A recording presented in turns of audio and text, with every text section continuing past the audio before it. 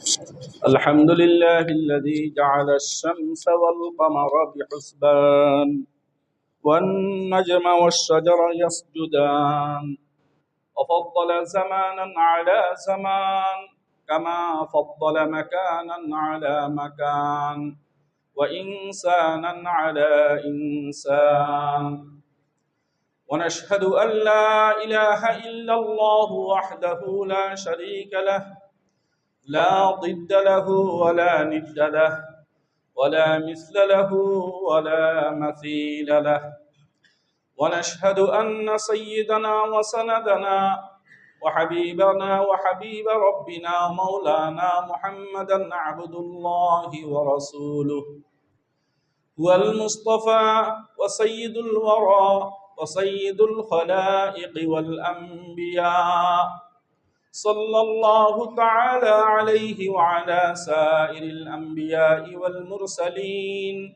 وعلى آله وأصحابه الذين سلكوا سبل ربهم ذللا وسلم تسليما كثيرا أما بعد فقد قال الله تبارك وتعالى في كلامه المجيد وفرقانه الحميد أعوذ بالله من الشيطان الرجيم بسم الله الرحمن الرحيم إن الذين قالوا ربنا الله ثم استقاموا تتنزل عليهم الملائكة ألا تخافوا ولا تحزنوا وأبشروا بالجنة التي كنتم توعدون نحن أولياؤكم في الحياة الدنيا وفي الآخرة ولكم فيها ما تشتهي أنفسكم ولكم فيها ما تدعون نزلا من غفور رحيم وقال رسول الله صلى الله عليه وسلم أكثروا ذكر هادم اللذات الموت أو كما قال عليه الصلاة والسلام صدق الله مولانا العظيم وصدق رسوله النبي الكريم ونحن على ذلك من الشاهدين والشاكرين والحمد لله رب العالمين معزز সম্মানিত মুসল্লিয়ান کرام আল্লাহ জাল্লা শানহু মেহেরবানি করে আমাদেরকে ঈমানের দৌলত নসিব করেছেন।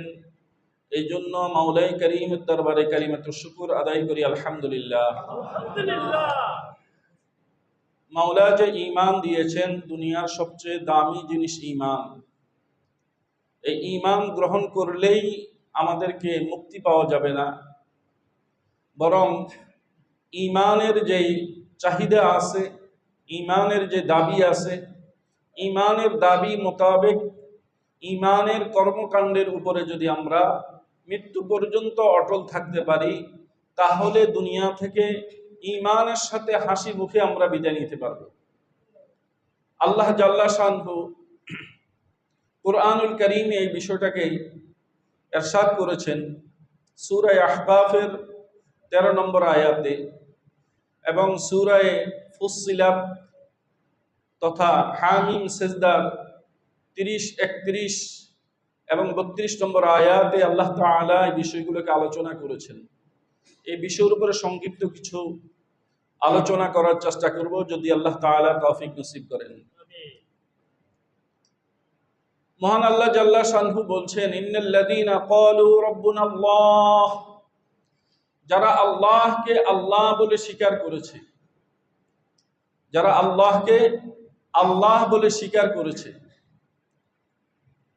মুক্তি পাওয়ার জন্য প্রথম হলো আল্লাহর প্রতি ঈমান আনা, এবং পাশাপাশি অন্যান্য যে সকল বিষয় আছে, পরকালের প্রতি ঈমান, কিতাবের প্রতি ঈমান, নবী রাসূলদের প্রতি ঈমান, ফেরেশতাদের প্রতি ঈমান, সেগুলো তো আছেই।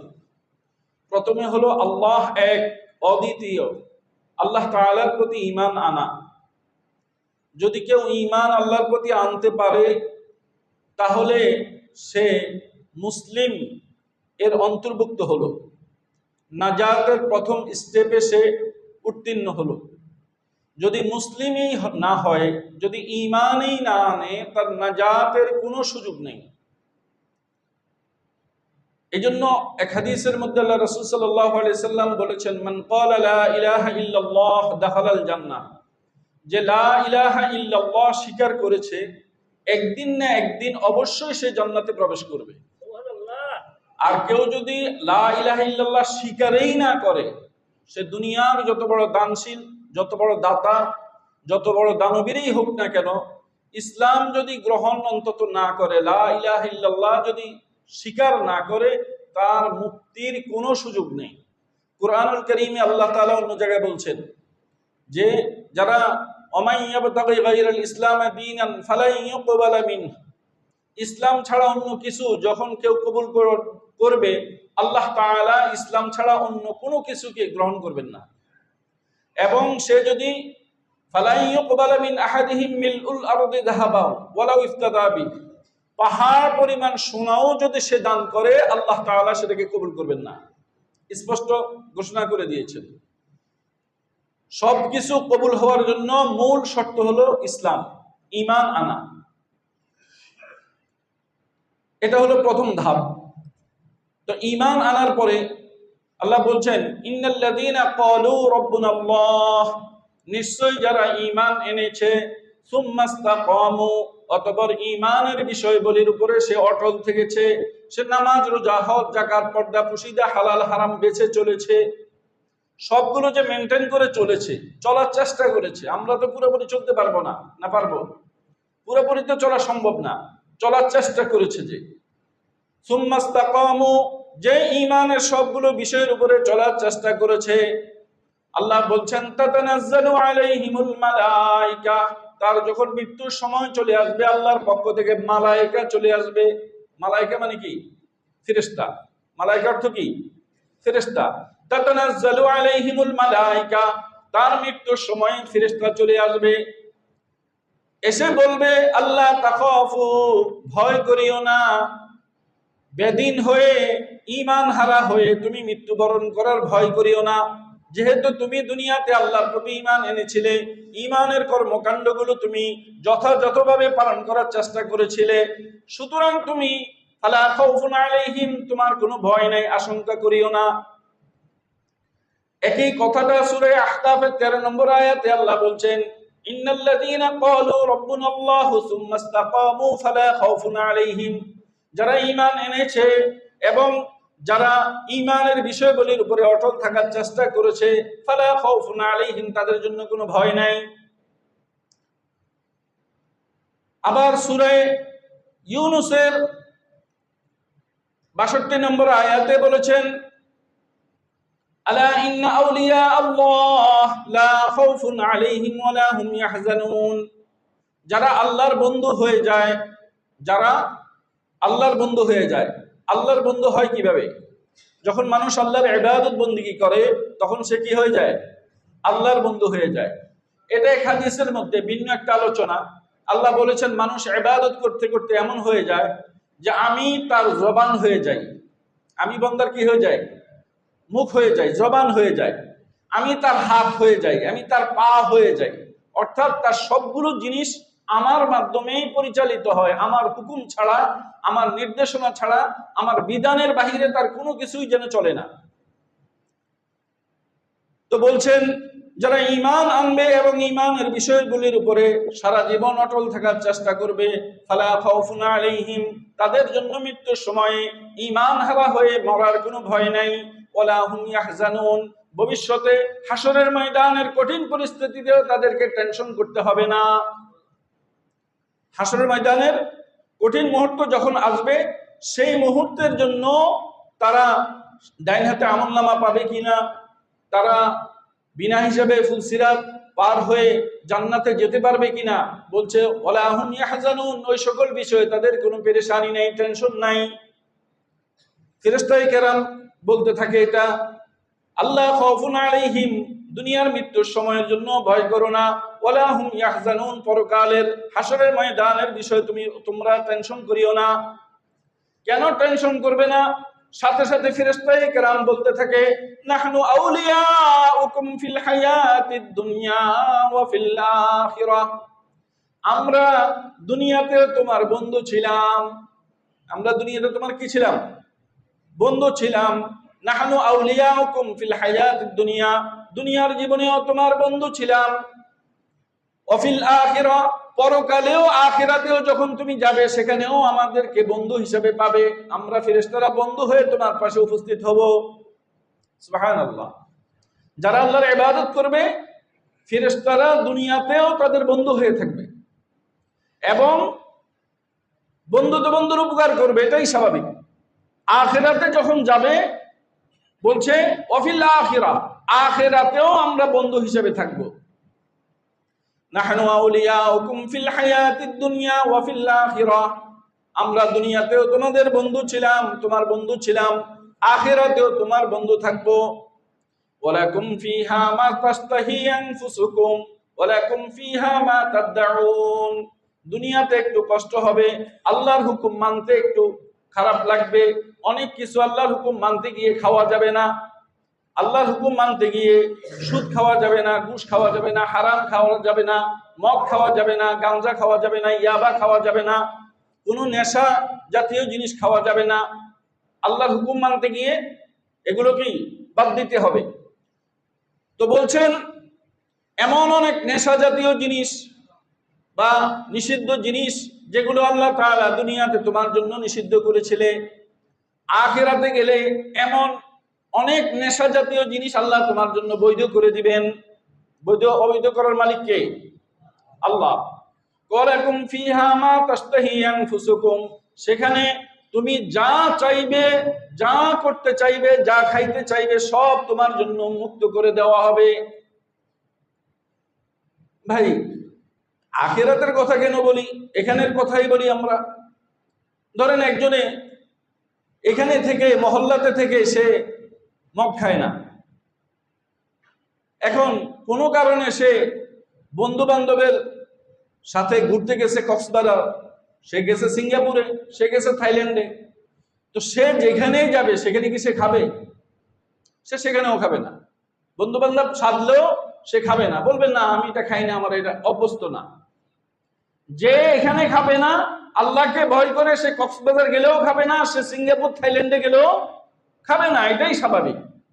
আর যদি দেখা যায় আপনি এলাকায় থাকলে আপনি খান না, এখানে ফরেস্ট গাড়ি দেখাই, কিন্তু আমি কক্সবাজার যখন চলে গেছি হোটেলের রুমের দরজার অন্ধকারে বন্ধু বান্ধবের সাথে সেখানে বসে যদি খাই, তাহলে বোঝা গেল আসলে আমি আল্লাহকে ভয় করিনি, আমি সমাজকে ভয় করছি, এই জন্য এলাকায় খাই নাই, কক্সবাজার যেয়ে খাইতেছি। ভয় কাকে করছি? সমাজকে করেছি। প্রকৃতপক্ষে যে আল্লাহকে ভয় করে সে এখানেও খাবে না, ওইখানেও খাবে না।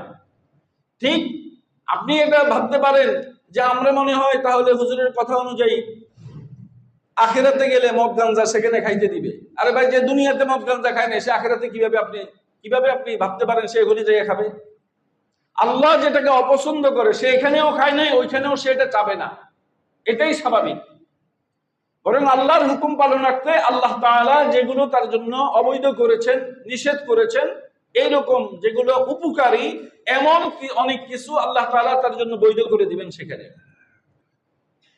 ওয়ালাকুম ফিহা মা তাশতাহি আনফুসুকুম, সেখানে তুমি যা চাইবে, তোমরা যা চাইবে তাই তোমরা পাবে। ওয়ালাকুম ফিহা মা তাদউন, যা চাইবে সাথে সাথে, যা ডাকবে সাথে সাথে উপস্থিত হবে। কেমন উপস্থিত হবে? কুরআনুল কারীমের অন্যত্র বলতেছেন কুতুফুহা দানিয়া, আঙ্গুরের থোকা তার মুখের কাছে চলে আসবে, দেখবে দূরে, খাইতে মন চাবে, আঙ্গুরের থোকা তার মুখের কাছে চলে আসবে, হাতে ধরা লাগবে না, সে শুধু মুখ লাগাইয়া আঙ্গুর খাবে। বুঝেন নাই? একটু খেয়াল করে দেখেন, আমরা অনেক সময় বাসায় আঙ্গুর কিনি না? আঙ্গুর অনেক সময় কি করে থোকা সহ আঙ্গুরকে আমরা ধুইয়া অনেক সময় কি করি, মজা করে থোকাটা ধরে থোকার থেকে কামড়াই খাই না? কি বলেন? এইভাবে খাইতে একটু ফিলিংস আসে না? কথা বলেন, এভাবে খাইতে একটু ভালো লাগে না? যে আঙ্গুরের থোকাটা উপরে ধরে রাখলাম, ধরে আমি সেখান থেকে মুখ দিয়ে খাচ্ছি। সেম কাহিনীটা জান্নাতের মধ্যে হবে। আল্লাহ বলছেন কোরআনের মধ্যে কুতুফুহা দানিয়া, এইরকম ফল ফলাদি তার মুখের কাছে চলে আসবে, হাতে ধরা লাগবে না, সে শুধু চাইবে, মুখের কাছে চলে আসবে, মুখ লাগাইয়া খাবে। কুতুফুয়া দানিয়া, এবং বলবেন কুলু ওয়াশরাবু হানিআম বিমা আসলাফতুম ফিল আইয়ামিল খালিয়া, আই ফিল আইয়ামিল মাযিয়া। অতীতকালে দুনিয়াতে থাকলে যা কিছু তুমি খাইতে পারো নাই, আজকে সব কিছু ইচ্ছা মতো মন মতো খেয়ে নাও। আল্লাহ বলবেন দুনিয়াতে অনেক কিছু তুমি, তোমার সাধ্য ছিল না, শেরাটন হোটেলে যাইতে পারো নাই, সোনারগাঁ যাইতে পারো নাই, মেরিডিয়ানে যাইতে পারো নাই। আল্লাহ বলবেন আজকে সব তোমার জন্য উন্মুক্ত, সব তুমি খাইতে পারো। আল্লাহ তাআলা সবকিছু সেখানে উন্মুক্ত করে দিবেন। কিসের সোনারগাঁ, কিসের শেরাটন, কিসের আপেল, কিসের কমলা? যখন কোরআনের মধ্যে বলছেন যে তাদেরকে ফল দেওয়া হবে, তাদেরকে ফল দেওয়া হবে, তো ফল দেওয়া হবে, ফল দিলে তখন তারা বলবে এমন ফল তো আমরা দুনিয়াতে পেয়েছিলাম, এমন মালটা, এমন আপেল, এমন কমলা, দেখতে দুনিয়ার কমলার মতো, দুনিয়ার মালটার মতো দেখা যাবে, কিন্তু স্বাদটা কিন্তু দুনিয়াবি হবে না, স্বাদটা দুনিয়াবি হবে না। এটা আপনি কল্পনাও করতে পারবেন না কেমন স্বাদ হতে পারে, কেমন টেস্ট হতে পারে, কেমন মজা হতে পারে। দুনিয়াতে থেকে এটা কল্পনা করা সম্ভব না। কারণ আল্লাহ রাসূল সাল্লাল্লাহু আলাইহি ওয়াসাল্লাম হাদিসে বলেছেন জান্নাতে এমন এমন নেয়ামত রয়েছে মালা আইনুন রাআত, কোন চোখ কোনদিন দেখে নাই, ওয়ালা উযুনুন সামিআত, যার বর্ণনা কোন কান কোন দিন শুনে নাই, ওয়ালা খাতারা আলা কলবি বাশার, এমন মজাদার খানা মানুষ কোনদিন দুনিয়াতে থাকতে কল্পনাও করে নাই। এমন মজাদার হবে, এমন সুস্বাদু হবে, আপনি কল্পনাও করতে পারবেন না। এটা রাসূল বলে দিয়েছেন, আপনার কল্পনায় আসবে না, এত মজাদার খানা। আল্লাহ তাআলা এই সব কিছু তাদের জন্য মুক্ত করে দিবেন। ফেরেশতারা আল্লাহর পক্ষ থেকে ঘোষণা দিবে ওয়ালাকুম ফিহা মা তাশতাহি আনফুসুকুম, আজকে যা তুমি চাইবে সব তোমার জন্য মুক্ত। ওয়ালাকুম ফিহা মা তাদউন, যা তুমি আজকে কামনা করবে সব তোমার জন্য আজকে দেওয়া হবে। নুজুলাম মিন গফুরির রহিম, এরপরে লাস্টে বলবে এই সব কিছু হলো গফুরুর রহিম, আমার আপনার স্রষ্টা মাওলাই করিম তার পক্ষ থেকে আমার আপনার জন্য মেহমানদারি। কার পক্ষ থেকে? আল্লাহর পক্ষ থেকে মেহমানদারি। আমরা যদি প্রেসিডেন্টের যদি একটা দাওয়াত পাই বঙ্গভবন থেকে কত খুশি হই, আমরা যদি প্রধানমন্ত্রীর একটা দাওয়াত পাই কত খুশি হই। হ্যাঁ, প্রধানমন্ত্রীর দাওয়াতের টেবিলে আমি উপস্থিত, সেলফি তুলে তুলে আত্মীয় স্বজন বন্ধু বান্ধবের কাছে পাঠাই, দেখ প্রধানমন্ত্রীর বাসভবনে, প্রেসিডেন্টের বাসভবনে এই এই খাচ্ছি, এই দেখ পেপার পত্রিকায় আসে আঙ্গুর দিয়া, কলা দিয়া, আপেল দিয়া, বড়ই দিয়া সেখানে আপ্যায়ন করা হয়েছে। কিন্তু আঙ্গুর বড়ই কলা আপনি এখানেও খান, এলাকাতেও খান, কিন্তু যেহেতু আঙ্গুর কলা বড়ইটা আপনি প্রেসিডেন্টের ভবনে খাচ্ছেন, ওইটার হিসাবটাই একটু ভিন্ন হয়ে যায়। তো আল্লাহ জাল্লা শানুর পক্ষ থেকে যদি তাহলে মেহমানদারি হয়, তাহলে সেই মেহমানদারিটা কেমন হবে একটু ভেবে দেখেন। যিনি দুনিয়ার এই সকল নাজ নেয়ামত, এই সুস্বাদু জিনিস আমাকে আপনাকে দিয়েছেন, স্বাদ উপভোগ করার জন্য একটা জিহ্বা দিয়েছেন, জিহ্বায় লাগাইলে টক মিষ্টি ঝাল কোনটা কেমন সব স্বাদ আমি কি করতে পারি, উপলব্ধি করতে পারি। এই জিহ্বার মধ্যে স্বাদের ক্ষমতা যিনি আল্লাহ তাআলা দিয়েছেন, সে আল্লাহ তাআলা যখন আমাকে মেহমানদারি করবেন, সেই মেহমানদারিটা কেমন হতে পারে একটু চিন্তা করে দেখি। আল্লাহর মেহমানদারি আমরা পেতে চাই কিনা? কি বলেন? আল্লাহর মেহমানদারি আমরা পেতে চাই?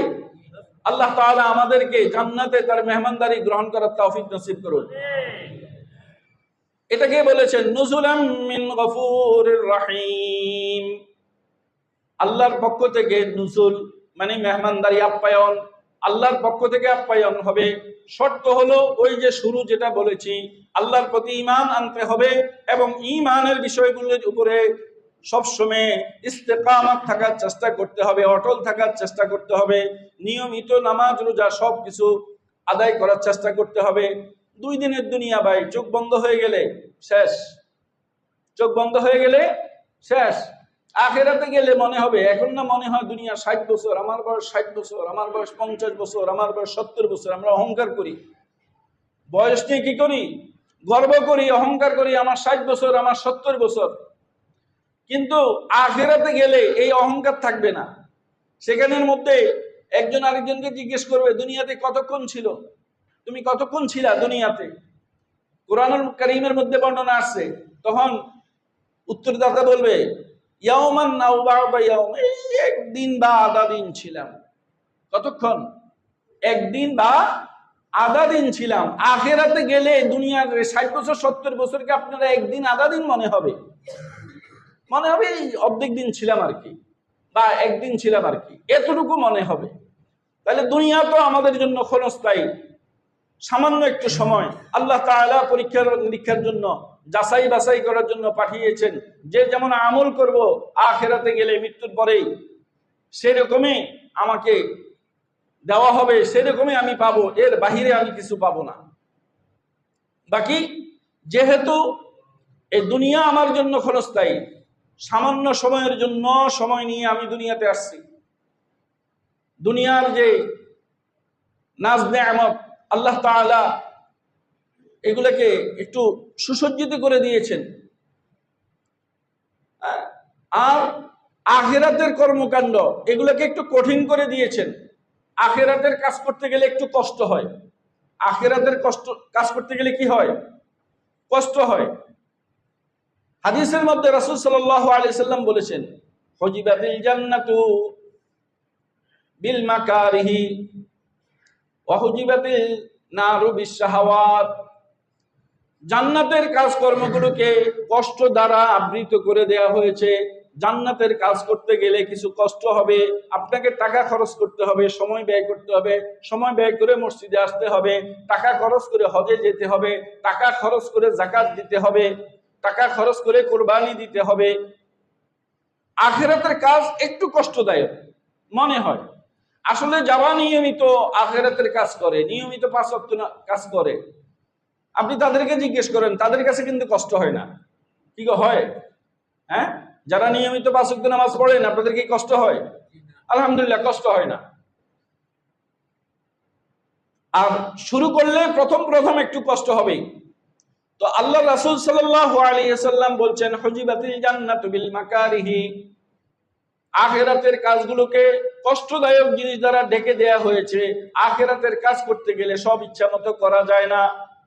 পর্দা পুশিদা মেনটেন করতে হবে, হালাল হারাম মেনটেন করতে হবে, সময় মেনটেন করতে হবে, মুয়াজ্জিন আজান দিলে মসজিদে আসতে হবে, বন্ধু বান্ধব আড্ডা তখন ত্যাগ করতে হবে। আড্ডা দিতে মন চায়, কেরামের বোর্ডে আসি, তাসের আড্ডাতে আসি, আজান হয়ে গেছে, আল্লাহর পক্ষ থেকে যখন হাইয়া আলাস সালাহ হাইয়া আলাল ফালাহ, তুমি কল্যাণের দিকে আসো, সফলতার দিকে আসো, যখন ডাক চলে আসে তখন একটু কষ্ট হবে। ওই তাসের আড্ডা, ওই গল্পের আড্ডা, ওই কেরামের আড্ডা ছেড়ে আসতে একটু কষ্ট হবে, একটু কষ্ট। কারণ আল্লাহ রাসূল বলেছেন জান্নাতে যাইতে হলে একটু কষ্ট করতে হবে। এমনি এমনি তো আল্লাহকে পাওয়া যাবে না। আল্লাহকে কি এমনি এমনি পাওয়া যাবে? জি, আল্লাহকে কষ্ট করতে করতে, কষ্ট করা ছাড়া এমনি পাওয়া যাবে? আল্লাহ তাআলা কুরআনের মধ্যে বলেছেন, ইয়া আইয়ুহাল ইনসানু ইন্নাকা কাদিহুন ইলা রাব্বিকা কাদহান ফামুলাকিহ। হে মানুষ, তুমি যদি আল্লাহকে পেতে চাও তোমাকে কষ্ট করতে হবে। আল্লাহকে পেতে হলে তোমাকে কষ্ট করতে হবে, পরিশ্রম করতে হবে। পরিশ্রম করার পরে, কষ্ট করার পরে ফামুলাকি, তখন তুমি তার সাক্ষাৎ পাবে। কষ্ট ছাড়া তুমি তার সাক্ষাৎ পাবে না। আল্লাহকে কষ্ট ছাড়া পাওয়া যাবে না। যুবক ভাইয়েরা, বাবারা, বিশেষ করে আপনাদেরকে বলছি, আল্লাহকে কষ্ট ছাড়া পাওয়া যাবে না। কষ্ট করেই আল্লাহকে পেতে হবে। আল্লাহ তাআলা সূরা সাক্কাতের 6 নম্বর আয়াতে বলে দিয়েছেন, ইয়া আইয়ুহাল ইনসানু ইন্নাকা কাদিহুন ইলা রাব্বিকা। হে মানুষ, তুমি তোমার রব পর্যন্ত পৌঁছতে তোমাকে কষ্ট করতে হবে, তোমাকে ক্লেশ করতে হবে, পরিশ্রম করতে হবে। পরিশ্রম করবে, তারপরে ফামুলাকি, তুমি তার সাক্ষাৎ পাবে। পরিশ্রম করার পরে কি পাবে? সাক্ষাৎ পাবে। আপনি পরিশ্রম করবেন না, আপনি কষ্ট করে রোজা রাখবেন না, রোজা রাখলে আপনার কষ্ট হয়। আপনি কষ্ট করে 20 রাকাত তারাবি পড়বেন না, এত রাকাত কেমনে পড়বো, পাও ব্যথা হয়ে যায়। তো পরিশ্রম ছাড়া এমনি এমনি আপনি মিষ্টি পেয়ে যাবেন, আল্লাহকে পেয়ে যাবেন, আল্লাহর দস্তরখান পেয়ে যাবেন? মোটেও না। আল্লাহর দস্তরখানে উপস্থিত হতে হলে, আল্লাহকে পেতে হলে অবশ্যই সব কষ্ট স্বীকার করেই যেতে হবে। আল্লাহ তাআলা আমাদেরকে আল্লাহকে পাওয়ার জন্য যে পন্থাগুলো আছে, পদ্ধতিগুলো আছে, সেগুলো অনুসরণ করে চলার মতো তৌফিক নসিব করুন। পরিশেষে আলোচনা করছি, আমি শুরুতে একটা হাদিস উল্লেখ করেছিলাম, হাদিসের তরজমাটা আলোচনা করে শেষ করব।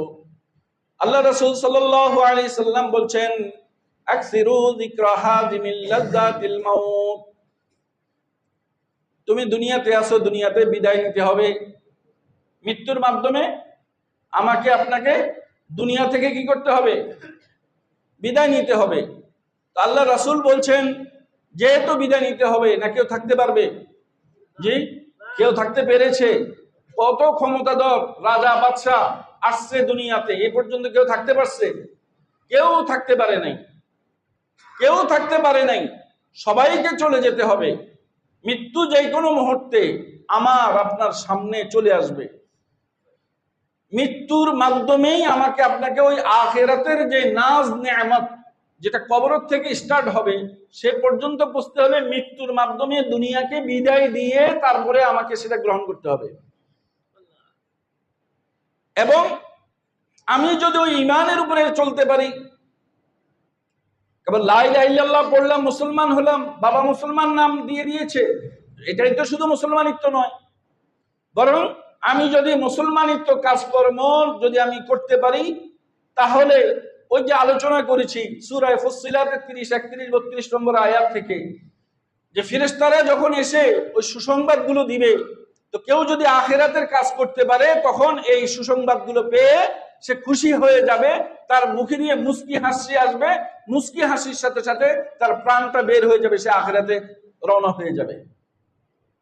আর যদি আমি আল্লাহ তাআলার কাজ করতে না পারি, তাহলে আমাকে, যখন এটা ভিন্ন আলোচনা, জাহান্নামের ফেরেশতারা এসে জাহান্নামের যখন দুঃসংবাদ দিবে, মুখটা মলিন হয়ে যাবে, কালো হয়ে যাবে, কালো মুখ নিয়ে তখন আমাকে বিদায় নিতে হবে।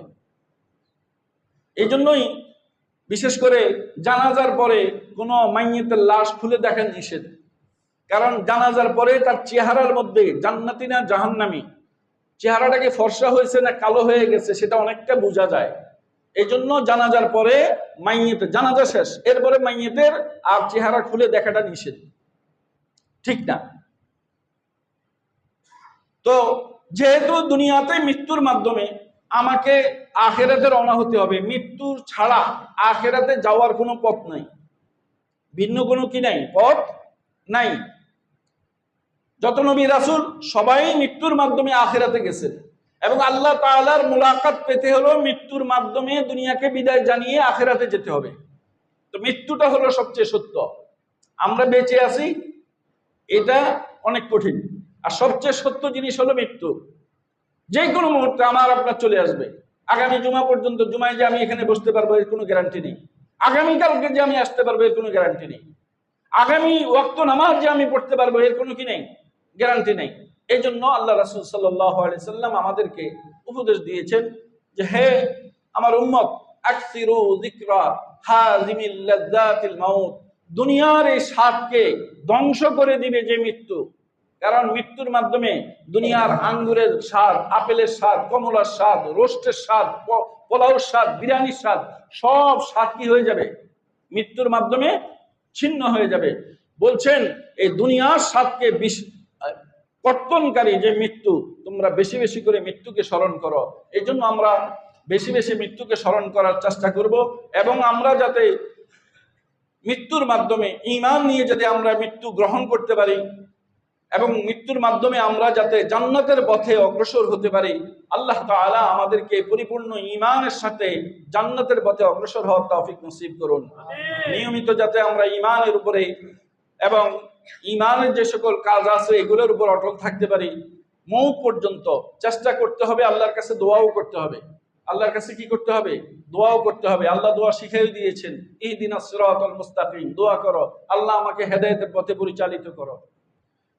তো আমরা যাতে মৃত্যু পর্যন্ত হেদায়েতের পথে আমরা পরিচালিত হয়ে মৃত্যুর সময়ে জান্নাতের সুসংবাদ নিয়ে আমরা যাতে জান্নাতের দিকে অগ্রসর হতে পারি, আল্লাহ তাআলা এর তৌফিক আমাদের সকলকে নসিব করুন। আমিন। ওয়া আখিরু দাওয়ানা আনিল হামদুলিল্লাহি রাব্বিল আলামিন। যারা ক্বাবলাল জুমা আদায় করেননি, 4 রাকাত ক্বাবলাল জুমা আদায় করে নিন।